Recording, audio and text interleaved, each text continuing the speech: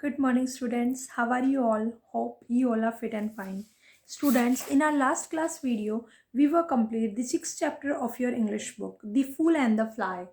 And today we will do its question answers and true false and other exercises.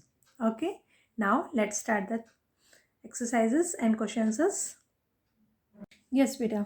The first question is true and false. Okay. A point is the boy's father had gone to cut living trees and plant dead ones. Yes बेटा, it's true. उसके पापा living trees को काटने गए थे और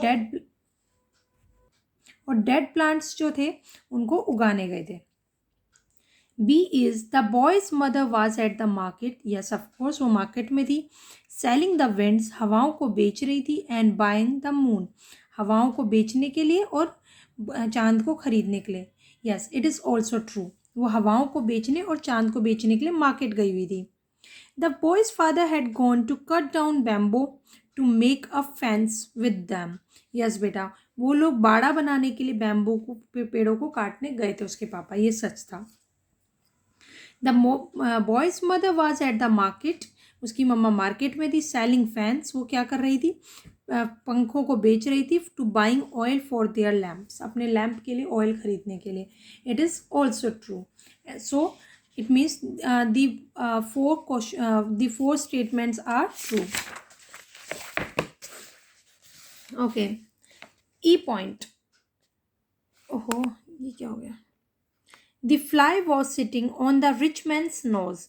Fly rich man की nose पर बैठी हुई थी. No, it's incorrect. So it is false. And F point is the fly was on a bamboo pole. Yes, it is true. The fly was on bamboo pole. Okay. Come to the question number first. Why did the rich man say the following lines? Rich man ने ये lines क्यों बोली थी बेटा? ये भी जो भी ये lines हैं, ये A B C D and E, ये lines rich man ने time to time बोली हैं. और ऐसा क्यों बोला था बेटा? Line number 1, where are they? उसके पेरेंट्स के लिए बेटा उसने जब बॉय से पूछा था ना, तब बोला था वेयर आर दे. तो उसने ऐसा क्यों बोला था?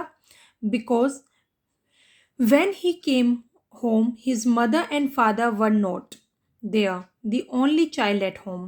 जब वो वहाँ पर आया था उसके मम्मी पापा नहीं थे, यानी बच्चे के मम्मी पापा नहीं थे. ओनली चाइल्ड यानी ओनली बच्चा था घर पर, इसलिए उसने ऐसी लाइन बोली थी कि आपके मॉम डैड कहाँ हैं. सेकंड इज, दोबारा उसने क्या बोला? Non sense. जब बच्चे ने रिप्लाई किया बेटा फर्स्ट टाइम तो उसने बोला नॉन सेंस. तो क्यों बोला? Because that kid gave him a very absurd answer. Absurd मतलब बेटा बहुत ही मतलब अजीब सा आंसर दिया. ठीक है, कि बच्चे से जब पूछा तुम्हारे मॉम डैड कहाँ, तो उसने रिडल्स में आंसर दिया था ना, तो अजीब सा आंसर दिया, इसलिए एब्सर्ड आंसर दिया था उसने बहुत ज़्यादा, इसलिए उसने बोला नॉनसेंस. ठीक है. Third line, that's ridiculous. ऐसा क्यों बोला बेटा उसने? उसको उस टाइम तो और ज़्यादा गुस्सा आ गया जब उसने उसकी मॉम के बारे में पूछा, तो दोबारा बच्चे ने उस ऐसा ही आंसर दिया. Because that kid give because that kid again gave him a very absurd answer about his mother. अपनी मम्मा के बारे में भी उसने ऐसा अजीब सा आंसर दिया था उसे, इसलिए उसने दोबारा ऐसा गुस्से वाला वर्ड बोला. थर्ड इज नहीं sorry fourth is a clever answer. उसने फिर लास्ट में बच्चे को बोलता है कि बहुत क्लेवर आंसर दिया है. तो ऐसा क्यों बोला? Because that child have previously giving both the answers correctly but in the riddles. क्योंकि जब उसने रियलिटी में उसको आंसर दिया ना, तब उसे पता चला कि जो बच्चे ने जो प्रीवियसली आंसर दिए थे, यानी प्रीवियस दोनों आंसर्स दिए थे अपने मॉम और डैड के बारे में, वो भी सही थे, बट वो रिडल्स पहेलियों में थे वो आंसर, मगर थे सही. इसलिए उसने बोला उसको बाद में कि कैसा आंसर दिया है? क्लेवर आंसर दिए हैं तुमने. ओके. नेक्स्ट इज, उसने फिर लास्ट में क्या बोला? That's lie. That's lie word क्यों बोला बेटा उसने बाद में? इसलिए बोला because that kid lied in real to extract the truth from the rich man. Yes बेटा, वो जो बच्चा होता है उसने झूठ बोला था. जब बेटा कोर्ट में थे वो लोग, तो बच्चे ने रियल में झूठ बोला ना बाद में कि उसकी जो फ्लाई थी was on the nose of that rich man, कि उसकी रिच मैन की नाक पर थी, बट बेटा वो नोज पर नहीं थी. दैट वाज ऑन पोल. वो किस में थी? पोल पे थी. तो उस किड ने रियल में एक्सट्रैक्ट जो हमारा ट्रुथ उसके मुंह से निकलवाने के लिए रिच मैन के, तो उसने क्या काम किया था, झूठ बोला था, इसलिए उसने बोला कि डेट्स लाई। ओके बेटा, ये दोनों क्वेश्चंस इंपॉर्टेंट नहीं है इसलिए मैंने छुड़वा दिए कि बॉक्स जो बच्चे ने ऊपर रिच मैन पर देखा तो एक्सप्लेन द एक्सप्रेशन, एक्सप्रेशन को हमें एक्सप्लेन करना है, स्टडी की था। यस बेटा, उसने स्टडी किया था उसका फेस, क्या देखने के लिए कि वो चाहता क्या है, ये देखने के लिए। और फिर उस टाइम क्या कर रहा था, तो he was playing with pick and sticks, मतलब जो अपनी स्टिक्स और स्टोन्स के साथ खेल रहा था। ठीक है, तो ये क्वेश्चन इतने इंपॉर्टेंट है इसलिए मैंने छोड़ दिया। अब next question, question number 3, why did the boy choose the fly as his witness. उस बॉय ने उस फ्लाई को अपने विटनेस के रूप में क्यों चूज किया था बेटा। यस बेटा, इसका आंसर क्या है, इसका आंसर है because that child knew that he would prove the truth, but he also wanted to scare the rich man, and that there is also a witness of conversation. Yes बेटा, क्योंकि वो boy जो था उसे पता था कि वो प्रूफ तो कर देगा सच्चाई, but he also wanted to scare the rich man, वो उस रिच मैन को डराना भी चाहता था। किस चीज़ से, कि that there is also a witness of our conversation, कि हमारे कन्वर्सेशन का कोई विटनेस भी है, चाहे इस विटनेस के मायने हो या ना हो, बट एक विटनेस है, ये कह के उसको डराना चाहता था। Yes, question number 4, how important was the role of fly in this story. Story में फ्लाई का रोल कितना इंपॉर्टेंट था बेटा, बहुत ज़्यादा इंपॉर्टेंट था, क्योंकि उसी के कारण तो सच्चाई सामने आई थी।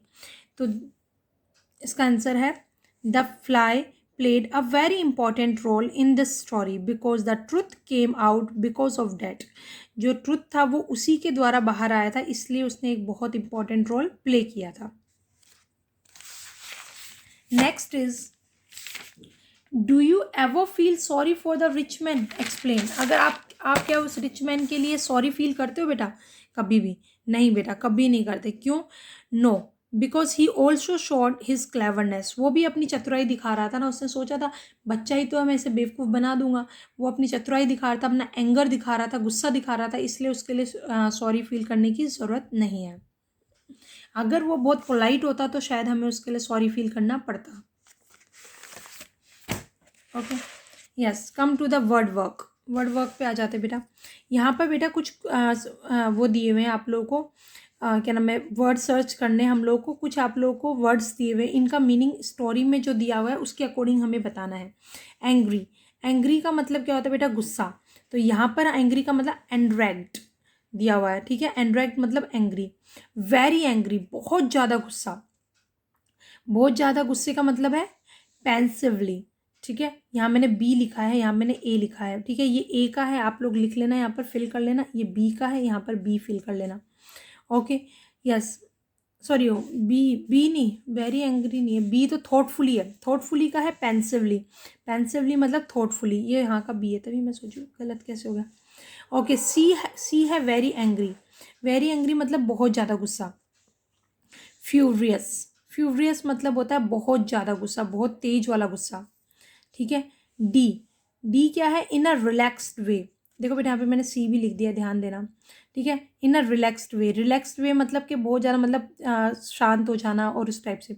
तो क्या है, कामली, मतलब जब वो बच्चा बहुत रिलैक्स्ड वे में था, बहुत शांत था, तब उसने उसके ऊपर देखा कि वो आदमी क्या क्वेश्चन पुटअप कर रहा है, तो कामली आंसर, यानी कि बहुत शांति से। ठीक है, यस, ई, सरप्राइज्ड, सरप्राइज्ड हो जाता है बेटा, तो एस्टोनिस्ड, एस्टोनिस्ड मतलब होता है सरप्राइज्ड हो जाना। ठीक है, डी, ई, सॉरी, इफ के बाद एफ, एफ के बाद एफ का क्या है, seriously. Yes, seriously, sternly, sternly मतलब होता है seriously. Okay, G is great delight, मतलब काफ़ी डिलाइटेड होके, काफ़ी ज़्यादा खुश होके। ग्ली, ग्ली मतलब बहुत ज़्यादा खुश हो जाता है ना बच्चा लास्ट में, जब वो क्या होता है, जब वो कंक्लूज़न निकल जाता है उसका, जो कोर्ट में मतलब निष्कर्ष निकल जाता है उसका, तो वो ज़्यादा ग्ली हो जाता है, नहीं खुश हो जाता है, great delight. Okay, question number 2, इसमें 2 क्या है, circle the word that express anger, जो एंगर यानी गुस्सा शो कर रहे हैं उनको सर्कल करना है। And draw a box around that word that express pleasantness, जो खुशी जाहिर कर रहे हैं हमें उन पे बॉक्स बनाना है। तो एंड्रैग मतलब गुस्सा, जॉय मतलब खुशी, एंग्री मतलब गुस्सा, ग्ली मतलब खुशी, फ्यूरियस मतलब खतरनाक यानी गुस्सा, डिलाइट मतलब खुशी, प्लेजर मतलब खुशी, वाइल्ड वाइल्ड मतलब जंगली, एक तरह से गुस्सा ही होता है, वायलेंट मतलब गुस्से वाला, काफ़ी ज़्यादा ऐसे उद्दंड हो जाना इस टाइप से, तो वो होता है गुस्सा। काम मतलब शांति यानी खुशी। ओके, यस बेटा, बाकी सब ठीक है। ये नहीं करना, ये आपको अपनी बुक में करना है, बट ये फिलअप्स जो हैं इनको फिल करने हैं आपको इनके अकॉर्डिंग। डी में जैसे यहाँ पे डी वाला आएगा, एफ में यहाँ पे जैसे ये एफ वाला है, एफ वाला आएगा, इस टाइप से इन फिलअप्स को आपको फिल करना है। इसको आपको अपनी बुक में करना है, but do this questions in your notebook. ये क्वेश्चंस आपको अपनी नोटबुक में करने हैं। ओके बेटा, okay, that's all for today students. Thank you and have a nice day. In our next class we will start a new chapter. Okay.